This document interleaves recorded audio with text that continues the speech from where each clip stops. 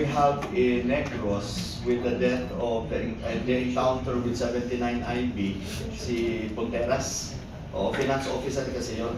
Now, Ponteras, according to intelligence sources, is part of a tax implementing group. Pag sabi mong tax implementing group, they are the ones, yung kanina, yung mga extortion on businesses, contractors, as explained earlier, and it even goes to political candidates, even sitting government officials in their own designations, from the region to the province, to the city, municipalities, even barangay. So, sa ngayon, they will really take advantage of doing this, like in the manifestations of permit to campaign, permit to win, safe conduct pass, kasi all of this has money equivalents. So, kung ano ba, punta ka sa isang barangay, like siguro sabi natin Kabangkalan, kung pila man ang barangay na, o kada barangay, 1 million just to create, o edi kung 12 barangays yun, that's 12 million.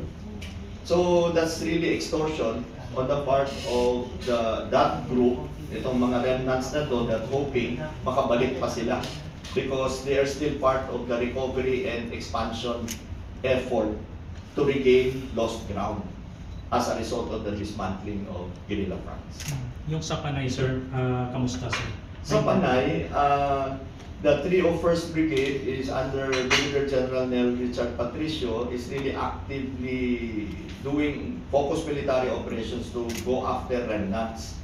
Unlike sa 79 IB doon sa Negros, kumbaga, hindi naman unlike, but similarly, naaamoy na nila kung saan nakalagay itong mga remnants na to. And it's only a matter of time.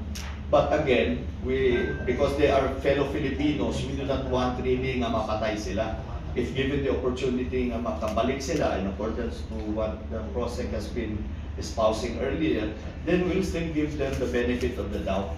Kay Filipino lives yun eh, hindi naman yan, umpisa na kung quote-unquote, kung in-check na yung gatake sa aton, walang pakundangan, rules of war yan. But then, since they are still Filipinos residing inside the Philippines, so we take care of them na makabalik sila. Or else, they suffer the same fate as the ones before them na namatay na. Thank you po, sir.